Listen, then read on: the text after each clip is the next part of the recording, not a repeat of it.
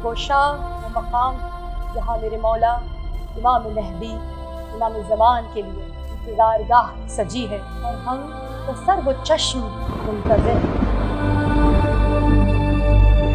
اس حجرے میں موجود یہ مسند جو امام زمان سے منسوب ہے، دراصل یہ دلیل ہے اس بادشاہت کی جو امام ہمارے دلوں پر کرتے ہیں۔ یہ جنگی بلبوس، یہ بے نیام ذوالفقار کہہ رہی ہے صبح و شام، العجل العجل یا امام۔ یہ محراب عبادت اور یہ سجا ہوا مصلی، ہم اور ابن مریم منتظر ہیں کہ وہ وارث قرآن آئیں اور اپنے وجود مقدس سے اس جہان اداس کو دوبارہ روشن کر دیں۔ کیا ہمارا انتظار عملی انتظار ہے؟ کہیں وہ کوفے والوں کے خطوط کی طرح تو نہیں ہے؟ یہ میرے گھر کا وہ حصہ ہے جو امام زمان سے منسوب ہے، اور اسے حجرہ امام زمان کہتے ہیں۔ میں اکثر یہ بات سنا کرتی تھی کہ الاجل تو کہتے ہیں آ گئے تو کیا ہوگا، اور کیا ہے اپنی تیاری، پیش ہم کریں گے کیا۔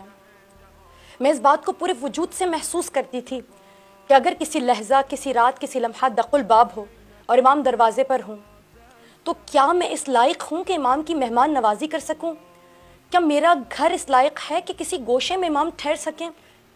کیا ہمارا انتظار عملی انتظار ہے؟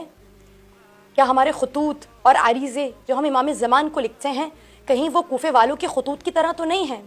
بس یہی سوچ کر میں نے اپنے گھر کا ایک گوشہ امام زمان سے مختص کر دیا، اور وہاں ایک مصلی بچھایا، اور پھر یہ کہا کہ مولا میں نے آپ کے نام سے اس مصلی کو منسوب کر دیا ہے، اب آپ کبھی مجھے، میرے خانوادے کو مصلی سے دور نہ جانے دیجیے گا۔ ایک مسند جو آپ دیکھ رہے ہیں امام کے نام سے میں نے سجائی، اور میں یقین رکھتی ہوں کہ جب امام ظہور فرمائیں گے تو یہیں پر نشست و برخاست ضرور کریں گے انشاءاللہ۔ اور یہاں آنے والا ہر شخص اس چیز کو محسوس کرتا ہے کہ واقعاً اس جگہ پر امام کے ذات اطہر اور وجود مقدس کی تاثیر محسوس ہوتی ہے۔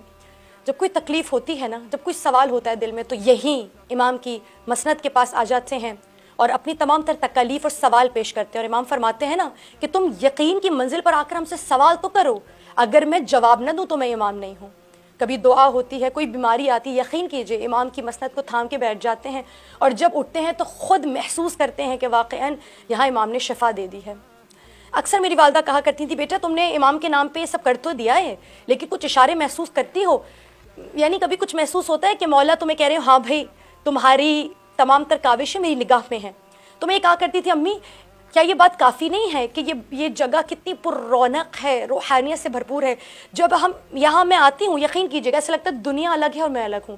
اکثر وہ شخص جو نماز کا پابند نہ ہو وہ یہاں آتا ہے نا تو وہ یہ کہتا ہے کہ میرا دل نہیں کر رہا میں یہاں سے جاؤں، مجھ سے اجازت لیتے ہیں لوگ کہ 2 رکعت نماز ادا کر سکتے ہیں، اور اکثر مغرب عشاء پڑھنے والے فجر، ظہر اور عصر کی بھی قضا نمازیں یہاں پڑھ کے جاتے ہیں۔ لوگ آتے ہیں یا تنہائی میں بیٹھے رہتے ہیں، کہتے ہیں ہم آپ کو تنگ کرنے نہیں آئے، ہمیں کچھ دیر اپنے مولا کے ساتھ بیٹھنے دیجیے۔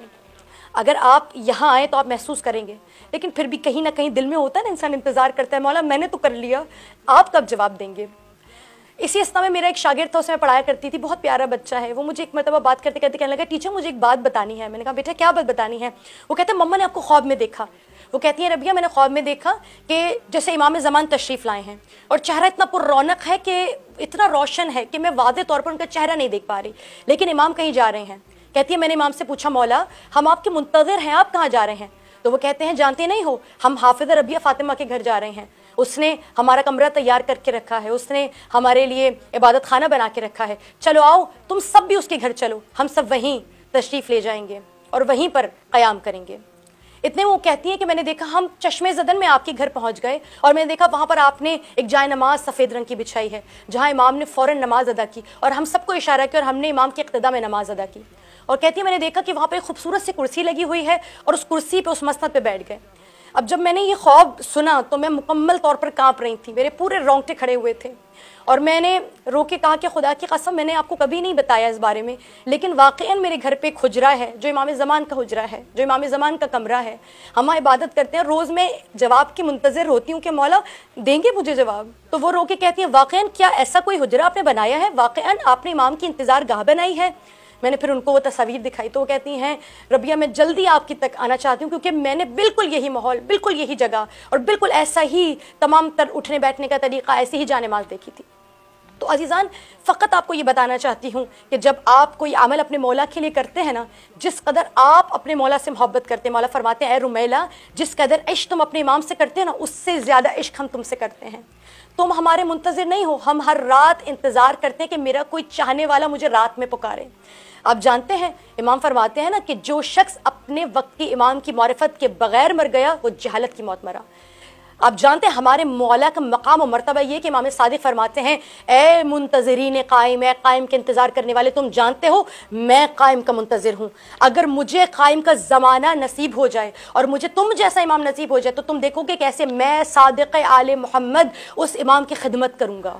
میں نے ایک جانماز امام سے مختص کر دی، میں نے ایک مسند امام سے مختص کر دی، ایک ذوالفقار ہے، جنگی ملبوس ہے، اس کی ایک ایک کتاب، میں جب یہاں بیٹھی ہوں یہ کتابیں آپ کو دکھ رہی ہوں گی، یقیناً بڑی مختصر سی ہیں لیکن یہ بھی امام سے منسوب ہیں۔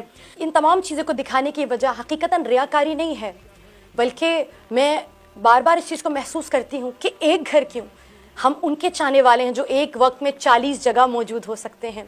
کیوں نہ ہم سب طوعا بن جائیں، کیوں نہ ہم سب ہانی بن عروہ بن جائیں اور اپنے وقت کے مولا کو، وقت حجت کو اپنے گھر بلائیں۔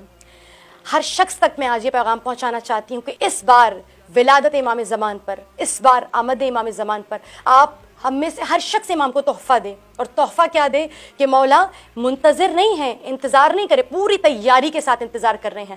ہم اکثر یہ کہا کرتے ہیں کہ مولا اپنا گھر جس دن ہو جائے گا اس دن عزا خانہ سجائیں گے، اس دن یہ کام کریں گے۔ خدا کی قسم امام کو بلند و بالا محلات کی ضرورت نہیں ہے۔ میں خود اپنی بات کروں تو میں رینٹ کے گھر میں رہتی ہوں، اور جب بھی کبھی مکان منتقل کرنا ہوتا ہے تو سب سے پہلے کوشش کرتی ہوں کہ امام کے کمرے کو، امام کے حجرے کو تیار کر دیا جائے کہ کہیں امام بے آرام نہ ہو جائیں، کیونکہ میں یقین رکھتی ہوں کہ مولا میرے ساتھ موجود ہیں، ہر پل موجود ہیں۔ امام کا مصلی پہلے بچھا دیتی ہوں، امام کی آرام گاہ بچھا دیتی ہوں، امام کی مسند بچھا دیتی ہوں۔ یہاں یہ کرنا مشکل نہیں ہے، ہم ہر سال محرم میں عزا خانے سجاتے ہیں اور محرم کے جاتے ہی عزا خانوں کو خیر آباد کر دیتے ہیں، دوبارہ سے ٹی ویوں کو آباد کر دیتے ہیں، دوبارہ سے اپنی اس روٹین پر آ جاتے ہیں۔ کیوں آ جاتے ہیں؟ کوشش کیجئے نا کہ گھر پہ چاہے پورا کمرہ نہ صحیح، ایک چھوٹا سا گوشہ امام زمان سے منسوب تو کر کے دیکھیے، آپ دیکھیں گے امام کے وجود مقدس کی برکت سے آپ کا پورا گھر گناہوں سے دور ہو جائے گا۔ میوزک، گانے، لہو و لعب، ہر اس چیز سے جس سے امام کو تکلیف ہوتی ہے آپ کوشش کریں گے کہ آپ خود کو اپنے آپ اس سے دور کر لیں۔ اپنے گھروں میں ایک چھوٹی سی جگہ کو، ایک کمرے کو امام زمان سے منسوب کریں اور کہیں مولا اب واقعاً ہم تیار ہیں۔ اور جب آپ اس سے منسوب کریں گے تو پھر ہو ہی نہیں سکتا کہ آپ اپنے پورے گھر کو اس کے لیے تیار کر دیں۔ پھر آپ دیکھیں گے کہ وقت پر عبادت، اکثر جب نماز کے لیے دیر ہو رہی ہوتی ہے ایسا محسوس ہوتا ہے اس کمرے سے کوئی آواز دے کر ہمیں پکار رہا ہے اور کوئی چاہتا ہے ہم فوراً آ جائیں۔